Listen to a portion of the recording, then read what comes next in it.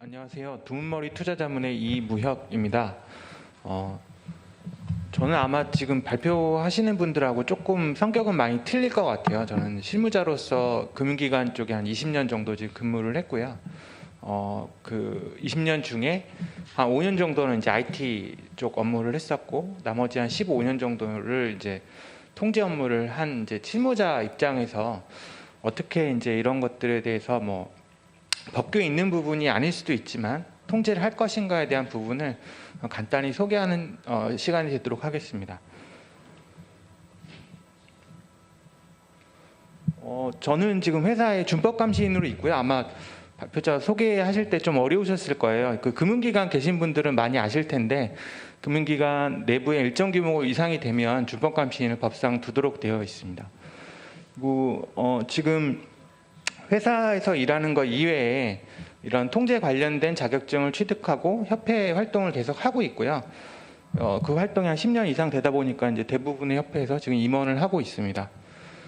그리고 IT 쪽 경험을 살려서 현재는 지금 한림대학교에서 그 IT 컴플라이언스하고 내부 감사 과목들을 가르치고 있기도 합니다. 관련해서 이게 지금 뭐 이렇게 그 양식을 보시면 그 이사카라고 정보시스템 감사 통제협회라고 불립니다. 그곳에서 지난달 발표했던 이 내용을 약간 추려서 갖고 왔고요. 관련해서 그 이런 감사나 이런 컴플라이언스 쪽에서는 이제 법규나 이런 기준들이 상당히 중요합니다. 어떤 업무가 제대로 수행이 됐는지 문제는 없는지를 판단하려면 기준이 필요한데, 그런 가이드들을 보통 이런 기관에서 많이 마련을 하고요. 그런 것들이 좀 있는지 좀 찾아봤었는데 뭐 여기 나온 것처럼 찾기가 좀 어려웠었습니다. 그래서 그 관련된 이제 제가 좀 자료를 찾다 보니까 제가 또 속한 협회 중에 표준협회가 있거든요. 그곳에서 이제 표준 포럼을 하는 곳에 제가 참석을 할 수 있었고요. 관련해서 뭐 6월에 발족된 협회인데 10월에 총회를 하고 11월 4일 날 그 표준화 포럼, 한국에서 이제 표준화 포럼이 발족했다는 것을 발표하는 그 발족 선언을 했었습니다. 굉장히 빠른 속도죠. 이게 한국에서만 있는 게 아니라 여기 나와 있는 그 기관들을 보면 대부분 해외 기관입니다. 현재 500개 이상 가입을 해가지고 포럼이 이제 확장을 하고 있고요.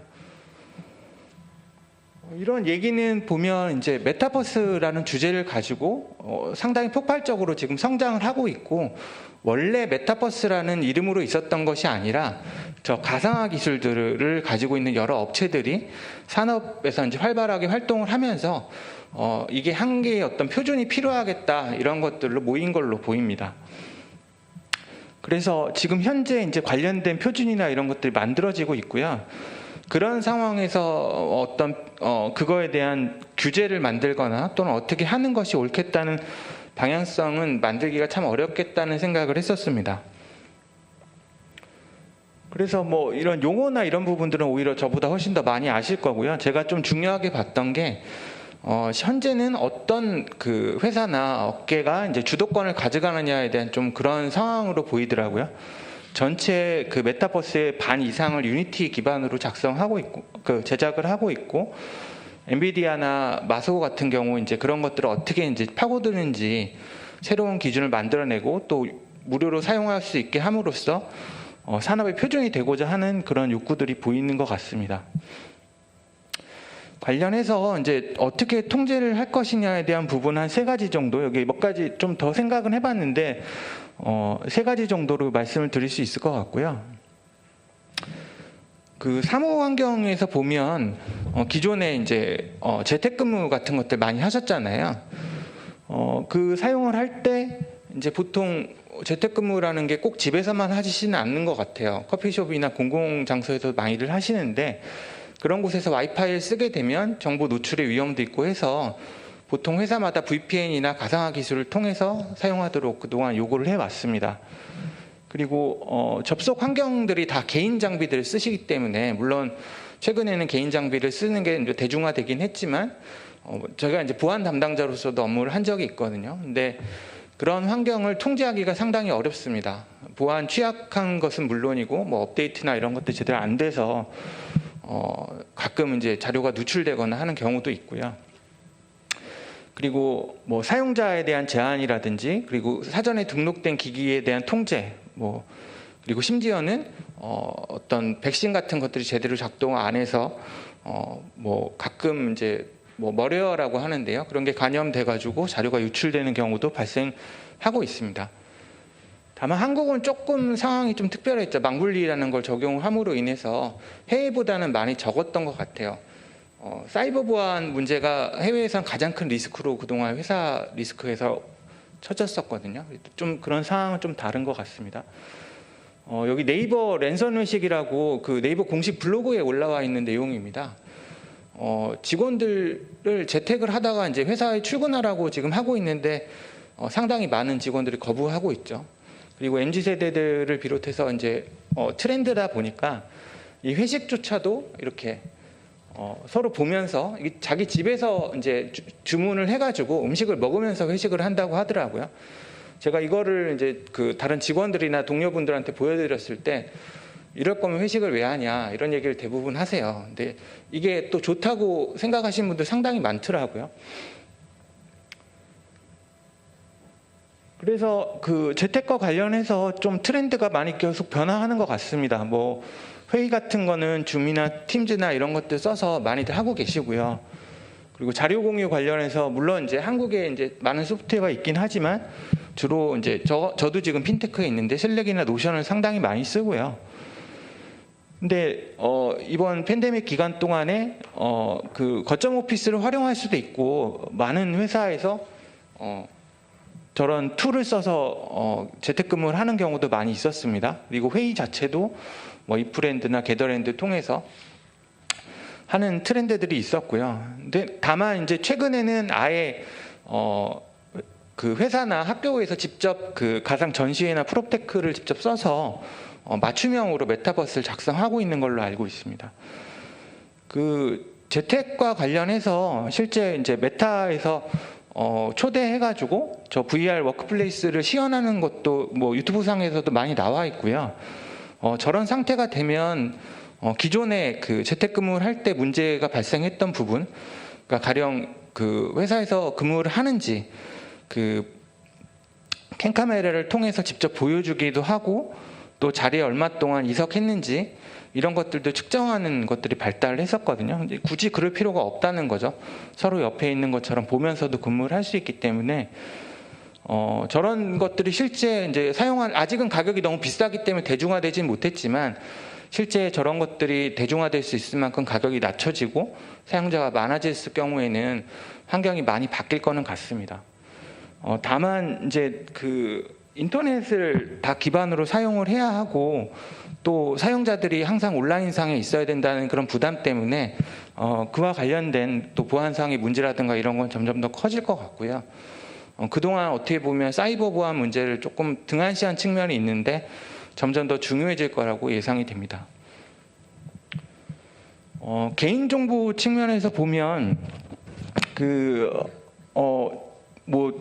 이 개인정보법이 각 국가의 그 어떻게 보면 귀속되는 법규로 있기 때문에 다른 국가에 적용되는 부분에 대해서 상당히 아직도 민감합니다. 메타에서 대규모 그 개인정보 유출 사태가 있었음에도 불구하고 그거에 대해서 자국민이 얼마나 많이 노출되는지에 대해서 아직도 정확히 파악은 못하는 것 같아요.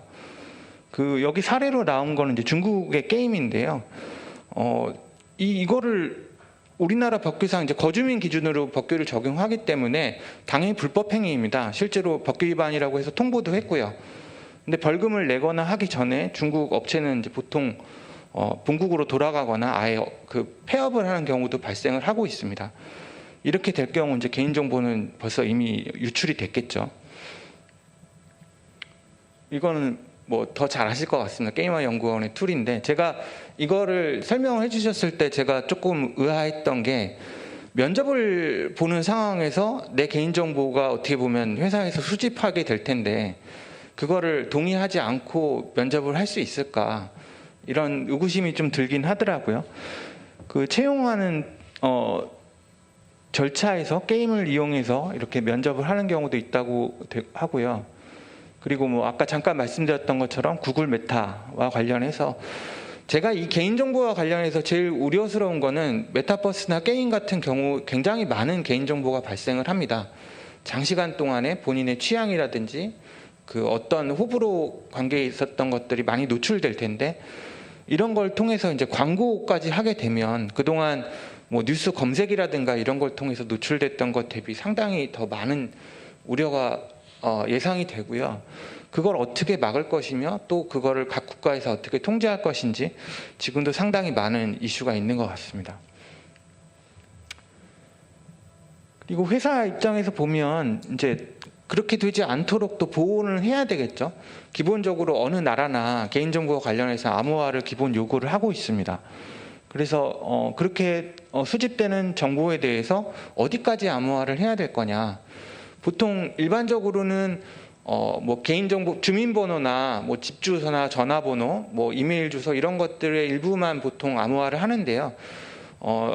그 개인정보와 관련된 그 업체나 또 가이드에서 보면 이게 결합 요건이라는 게 있습니다. 다른 정보와 결합했을 때 개인을 식별할 수 있게 되면 그걸 개인정보라고 할 수 있거든요. 그래서 관련된 테이블 전체를 보통 암호화를 합니다.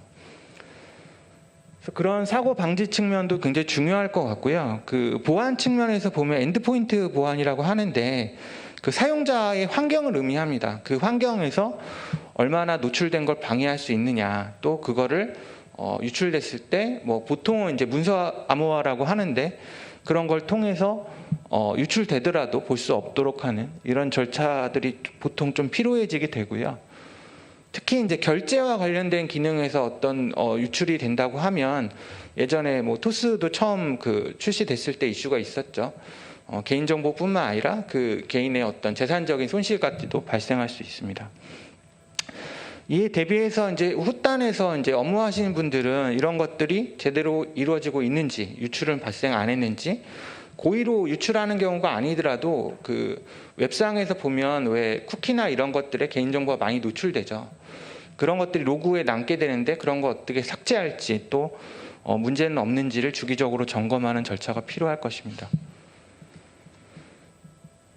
마지막으로 그 메타버스와 관련해서 가장 많은 글들이 있더라고요. 성희롱이 예전부터 오랜 이슈로 남아 있습니다. 세컨 라이프 같은 경우 이제 이런 부분을 제대로 관리하지 못함으로 인해서 서비스가 많이 이제 어려워지는 그런 경우라고 얘기가 되고 있고요. 실제 그 메타버스 가입자에 대해서 조사를 일본에서 했는데 전체 그 80%가량이 남자 사용자라고 하고요. 당연히 예상은 그렇게 하셨겠죠. 근데 반대로 캐릭터는 80%가 여자 캐릭터를 만듭니다. 그 이유는 이제 아무래도 사람들이 더 손쉽게 대화를 할 수 있고 또 어떻게 보면 개인의 성향일 수도 있겠죠. 그런 것들 좋아할 수도 있는, 꼭 같은 성을 만들어야 되는 건 아니겠지만, 근데 반대로 그걸로 인해서 성희롱 이슈들도 많이 발생하고 있다고 하고요. 그리고 아까 잠깐 말씀드렸던 것처럼 개인정보의 수집이라든지 이용에 있어서 사용자들이 분명히 동의를 해야 되는데 사전에 동의를 구하지 않고 사용하는 경우가 상당히 많이 발생할 수 있다라고 합니다. 특히 이제 지금 기업관들 같은 것들 계속 많이 만들고 있잖아요. 그런 거 들어가서 어떤 행위를 했는지 기업은 굉장히 관심 있게 보고 있겠죠. 근데 그런 걸 수집하는 거에 대해 사전에 동의를 했는지 여부도 중요하게 볼 수 있을 것 같습니다. 그리고 범죄 행위가 실제로 많이 발생하고 있고요. 그 범죄의 사각지대라고 할 수 있는데 그런 곳에서 범죄가 발생했을 때, 범죄라고 하면 뭐 갈취라든가 성희롱이라든가 이런 것들이 발생했을 때 누가 했으며 어떻게 발생했으며 그 경과는 어떤지에 대해서 자세히 기록을 남겨야 되겠죠. 그런 것들이 관련될 수 있고요. 굳이 법규가 없더라도 비윤리적 행위에 대해서 미리 사전에 정의하고 그런 걸 통제하는 것도 필요해질 것입니다. 광고에 대한 얘기는 아까 앞에서 다루었기 때문에 생략하겠습니다. 그래서 가장 그 논문도 상당히 많이 나와 있습니다. 성희롱이나 스토킹에 대해서 어떻게 처벌할 것이냐 관련해서 법도 이미 발의가 되어는 있습니다. 아직 통과는 하지 않았는데, 그래서 그런 것들에 대해서 어떻게 보면 가장 먼저 법규화 될 것 같아요. 이 부분은 이제 피해가 상당히 특히나 미성년자들에 대한 성희롱들이 많이 발생할 수 있어서 민감한 부분인 것 같습니다. 그리고 구글에서 그 AR 안경을 만들었을 때 첫 번째 문제됐던 게 그 찍히는 사람들이 동의를 할 것이냐. 자기 의지와 관련 없이 저절로 녹화되는 상황이죠. 많은 사람들한테 내 개인 행동이 다 노출되고 이런 부분들에 대해서 어떻게 할 것인지 아직 법제화가 안 됐기 때문에 그 부분이 문제가 돼서 이제 조금은 방향을 바꾼 것 같아요. 그래서 저는 거꾸로 이런 부분들이 법규화되기 전에 내부적으로 이제 자율적인 감시 통제가 좀 필요하다고 생각합니다. 아마도 이제 가상자산도 마찬가지 올해 말 이제 원래 지금쯤 아마 나와야 될 것 같은데 미국에서 10월경에 이제 기본적인 법제도에 대해서 발의가 됐고요. 한국도 그거에 기반해서 이제 마련하겠다고 했는데 제도가 제대로 만들어져서 사용자들이 안심하고 사용을 하게 되면 저는 더 폭발적으로 산업이 성장할 수 있다고 생각하거든요. 그래서 저런 것들을 막을 수 있다는 게 신뢰가 쌓이면 더 많은 사용자들이 유입될 수 있다고 생각됩니다. 웹 2.0 시대 빅테크가 그동안 문제시 됐던 것 중에 하나죠. 정보의 수집에 대해서 어떻게 보면 강요하는 측면도 있었고 그걸 통해서 광고를 함으로 인해서 막대한 수익을 얻었는데 차츰 지금 저 규제에 대해서 많은 얘기가 나오고 있습니다. 실제 유럽에서는 얼마 전에 벌금도 매겼죠. 명확한 동의를 받지 않은 상태에서 사용하는 거에 대해서 불법이다라고 지금 명확히 판단을 하고 있습니다. 웹 3.0 시대에서는 상호 이제 교류를 하고 그 의사가 반영되는 부분이 중요할 건데요. 앞에 말씀드린 것처럼 저런 자율적인 구제가 될 수 있도록 환경이 조성될 수 있었으면 좋겠습니다. 네. 저는 이상 발표 마치겠습니다. 감사합니다.